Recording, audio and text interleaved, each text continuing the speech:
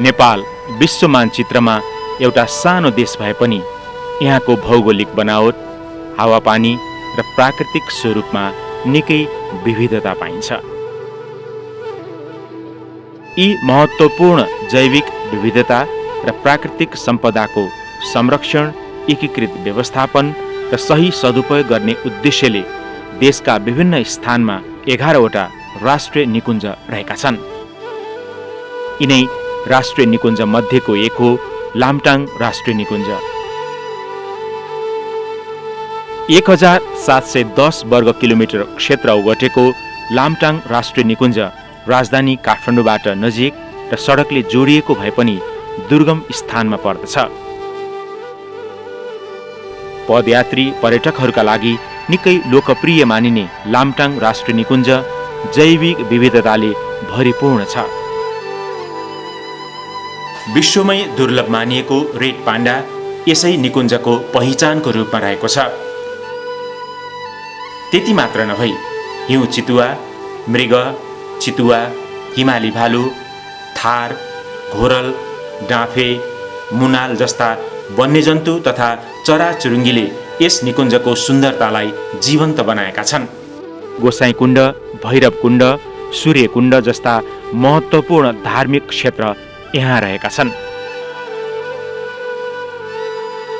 खास गरी विश्व वन्यजन्तु कोष WWF नेपालले लामटाङ राष्ट्रिय निकुञ्जको समग्र संरक्षणमा विगत 10 वर्षदेखि सहकार्य गर्दै आएको छ। यस आयोजना मार्फत WWF नेपालले लामटाङ राष्ट्रिय निकुञ्जको संरक्षणको लागि सघाउ पुर्याउँदै आएको छ।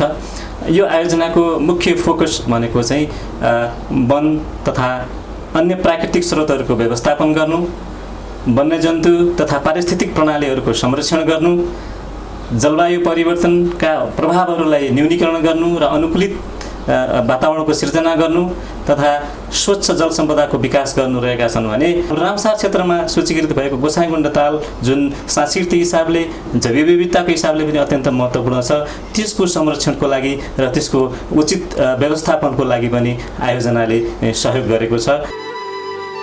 यस अवधिमा निकुञ्जमा रहेका जैविक विविधताको संरक्षण, तिनको दिगो उपयोग र मध्यवर्ती क्षेत्रका स्थानीय समुदायको आर्थिक अवस्थामा सुधार आएको छ।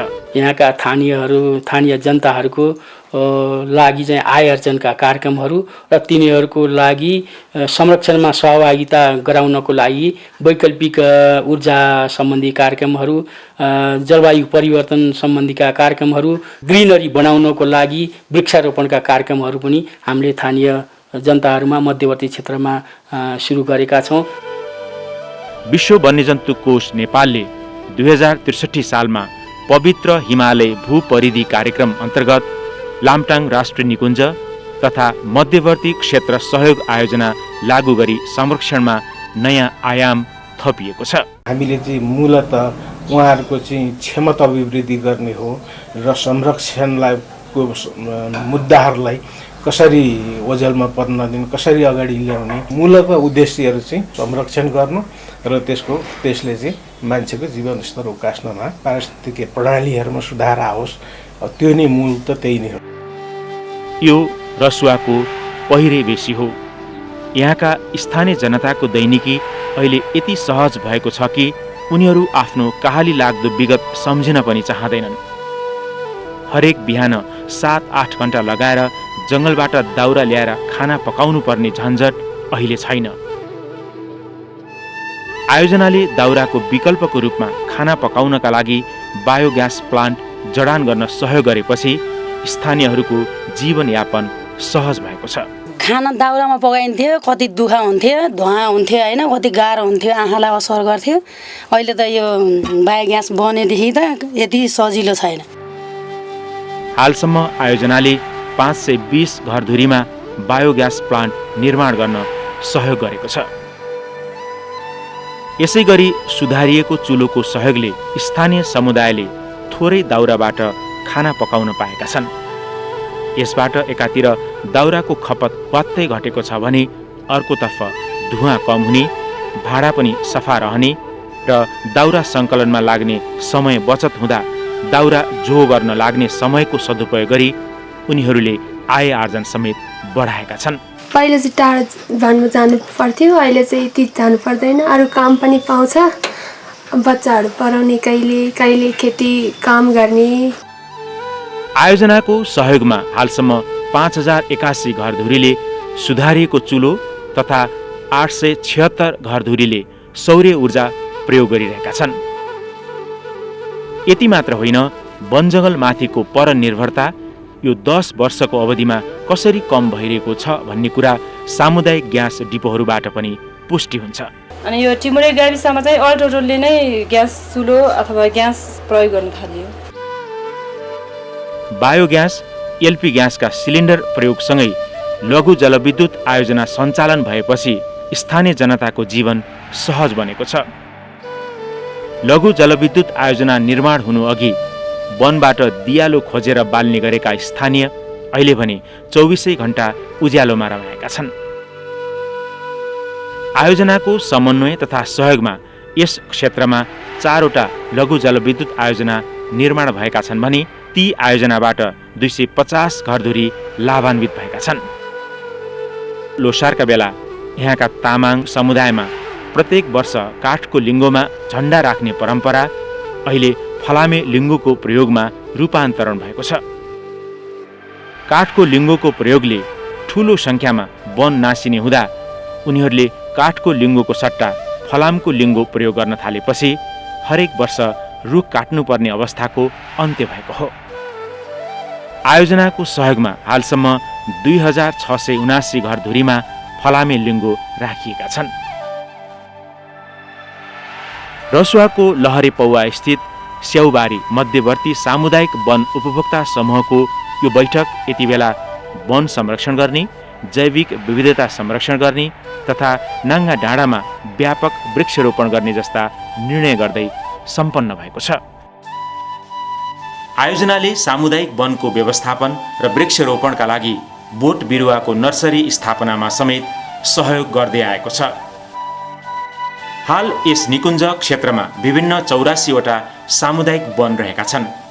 यी सामुदायिक वनले 6571 हेक्टर क्षेत्रफल ओगटेको छ भने यी सामुदायिक वनबाट यहाँका 8280 घर परिवार लाभान्वित भएका छन्। आयोजनाले जलवायु परिवर्तनका नकारात्मक प्रभावसँग जुझ्न सक्ने स्थानीय स्तर अनुकूलन योजना तयार गरी कार्यान्वयन गर्दै आएको छ, जस अन्तर्गत मुहान संरक्षण, बाढी पहिरो नियन्त्रण, सिँचाइ पोखरी निर्माण, गोठ सुधार, तरकारी खेती, कृषक पाठशाला जस्ता समुदायमा आधारित अनुकूलनका कार्यक्रमहरू सञ्चालन गरिएको छ। यी अनुकूलनका कार्यक्रमहरूबाट यहाँका 9267 घर परिवारको अनुकूलन क्षमतामा वृद्धि भएको छ। लाङटाङ राष्ट्रिय निकुञ्ज तथा मध्यवर्ती क्षेत्र सहयोग आयोजनाले प्राकृतिक स्रोतहरूमाथिको भार, मानव र वन्यजन्तु बीचको द्वन्द्व न्यूनीकरण गर्न, वैकल्पिक उपायहरूको प्रयोगमा स्थानीय उपभोक्ताहरूलाई सक्षम बनाउने कार्यमा सहयोग गर्दै आइरहेको छ।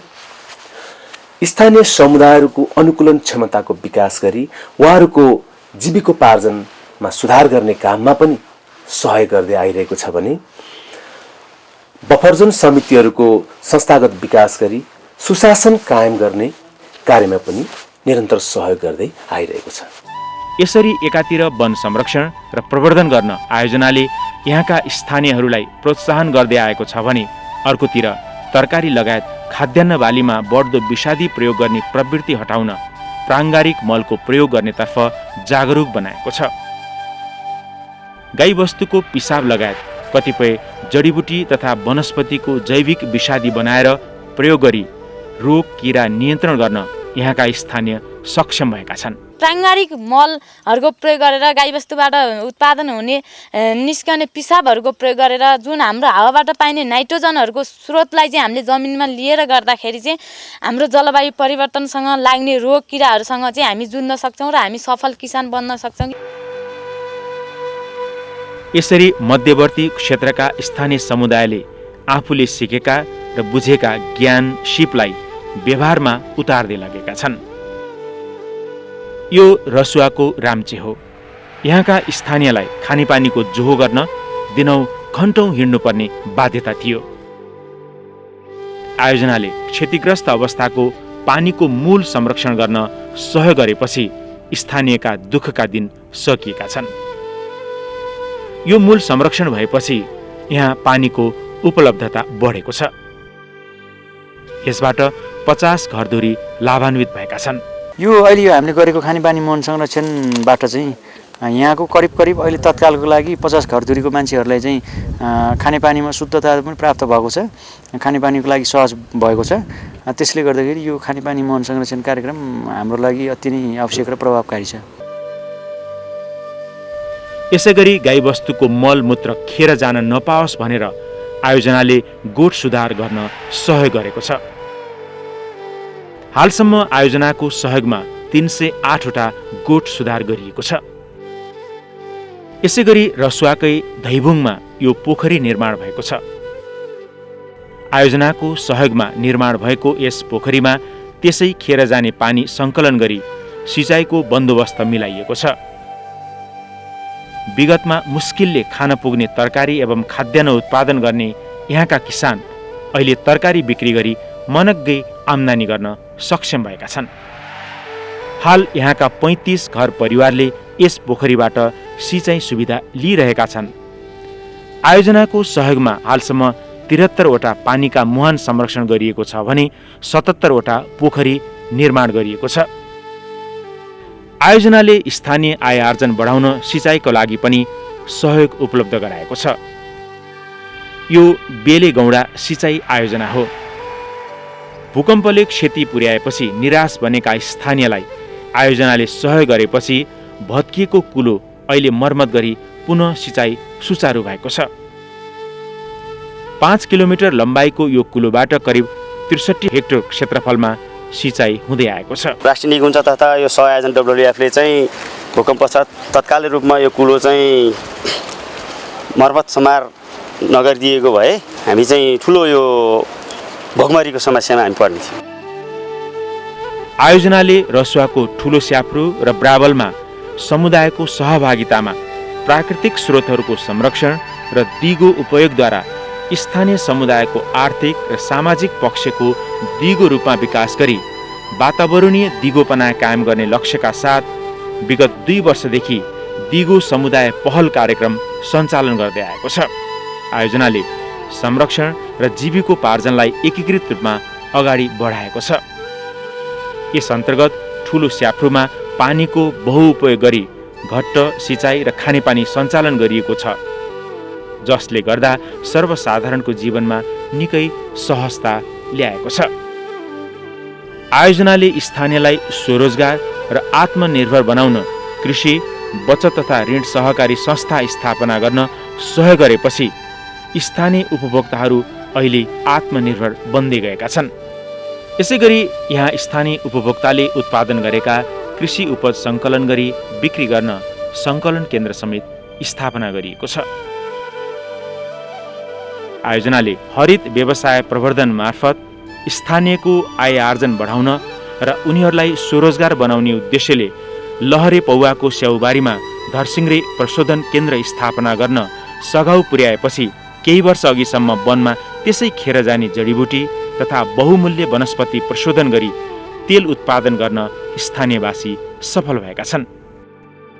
यस केन्द्रमा प्रत्यक्ष र अप्रत्यक्ष गरी 35 जनाले रोजगारी पाएका छन् भने प्रति किलो 3500 रुपियाँमा तेल बिक्री गर्दै आएका छन्। यहाँको उपभोक्ताहरू कमसेकम केही हदसम्म चाहिँ आफ्नो आय आर्जनबाट माथि जीवन स्तरलाई माथि उकास्न सकिन्छ भन्ने हेतुले हामीले 2065-66 सालबाट हामीले यो स्थापना सुरु गरेको।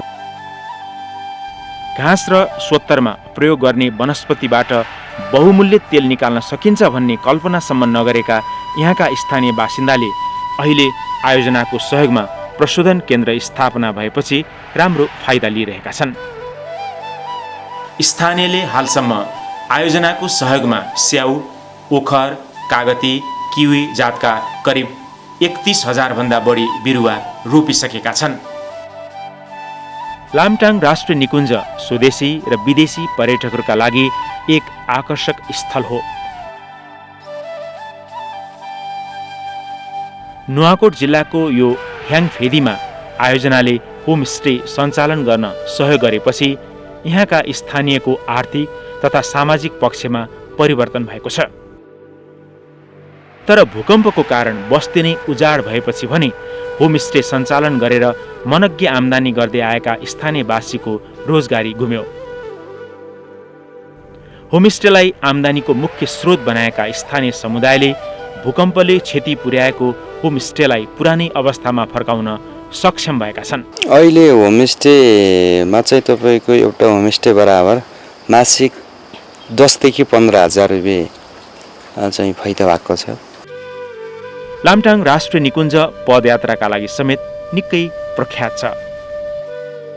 तर भूकम्पले अधिकांश पदमार्ग भत्किएपछि हरित पुनर्निर्माण कार्यक्रम अन्तर्गत लामटाङ र गोसाइकुण्ड जाने पैदल मार्ग लगायत अन्य गोरेटो बाटोको मर्मत सम्भार गरी आवागमन सुचारू गरिएको छ। पर्यटकहरूका लागि ठाउँ ठाउँमा सूचना बोर्ड समेत राखिएका छन्। हालसम्म आयोजनाको सहयोगमा 124 किलोमिटर गोरेटो बाटो पुनर्निर्माण गरिएको छ। यसबाट भूकम्पपछि ठप्प भएको यहाँको पर्यटन व्यवसाय हाल पुनः सञ्चालनमा आएको छ। 2072 को विनाशकारी भूकम्पले यो क्षेत्र निकै नै प्रभावित बन्यो। तत्पश्चात आयोजनाले त्यहाँको पारिस्थितिक प्रणालीहरूको पुनर्स्थापनाको लागि र त्यहाँको पर्यावरणको पुनर्स्थापनाको लागि चाहिँ उल्लेखनीय कार्यहरू गर्यो, जसले गर्दाखेरि अहिले अवस्था नर्मलाइज भइसकेको छ। यस आयोजनाले गरेका महत्त्वपूर्ण सहयोग मध्येको एक हो पूर्वाधार विकास। लामटाङ राष्ट्रिय निकुञ्जको मध्यवर्ती क्षेत्रका विभिन्न स्थानमा सामुदायिक 18 वटा भवन निर्माण गरिएका छन्। यी भवनमा मध्यवर्ती क्षेत्र उपभोक्ता समिति, सामुदायिक वन उपभोक्ता समिति लगायत अन्य विभिन्न समूहहरूलाई कार्यालय सञ्चालन, बैठक आयोजना गर्ने जस्ता कार्य गर्न अत्यन्तै सहज भएको छ। हामी 68 सम्म चाहिँ झोलामै अवस्थित हाम्रो 68-69 सम्म। अहिले भन्नुपर्दाखेरि त धेरै नै डेभलप भएको हो। यसमा आकाश र जमिनको फरक छ भन्ने मलाई लाग्छ। लामटाङ राष्ट्रिय निकुञ्जमा पाइने दुर्लभ वन्यजन्तु रेड पाण्डाको संरक्षणमा समेत आयोजनाले विशेष जोड दिँदै आएको छ। यस अवधिमा रेड पाण्डाको चोरी शिकार घटेको छ। विगतमा त्यो रेड पाण्डाहरू चाहिँ किसिमका चोरी शिकारी हुन्थ्यो, त्यसको अवस्था पनि घट्दै गइरहेको छ। लामटाङ राष्ट्रिय निकुञ्जलाई रेड पाण्डा शून्य चोरी शिकार क्षेत्र बनाउने उद्देश्यले रेड पाण्डा पाइने स्थानहरूलाई स्थानीय समुदायको मागको आधारमा लामटाङ राष्ट्रिय निकुञ्जले रेड पाण्डा जोन घोषणा गरी कार्यान्वयन गर्ने तयारी गर्दैछ। चोरी शिकार नियन्त्रण गर्न उपभोक्ता आफै सचेत र सजग भएका छन्। उनीहरूले चोरी शिकार नियन्त्रण गर्न नियमित गस्ती गर्न थालेपछि निकुञ्जमा रेड पाण्डाको संख्या समेत बढेको छ। पहिला चाहिँ गस्ती पनि यति धेरै हुँदैन थियो, त्यही भएर सिगरेटहरू पनि लास्टै आउँथ्यो। यो नियमित गस्ती भएपछि चाहिँ रेड पाण्डा लगायत अन्य जनावरहरू पनि बढेको अवस्था महसुस भइरहेछ हामीलाई। यो रसुवाको चोलाङपाटी रेड पाण्डा जोन हो।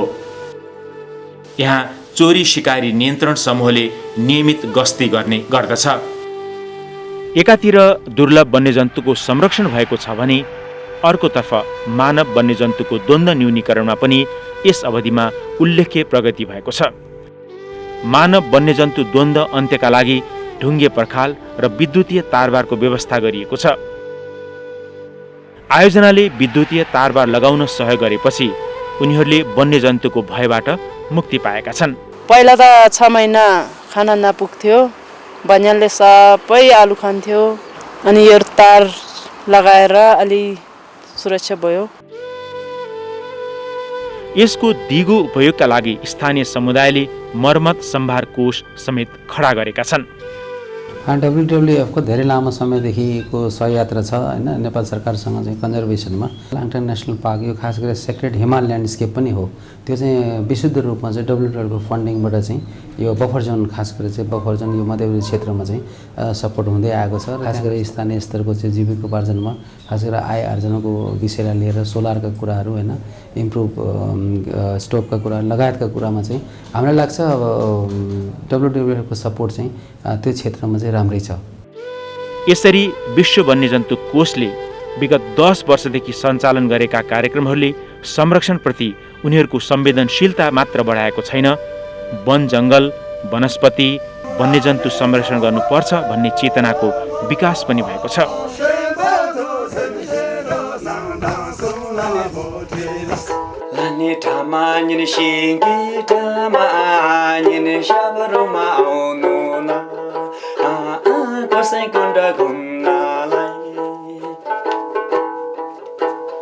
केलो मिगी केलो समाजका दाजुभाइ रेड बन्द जोगाउन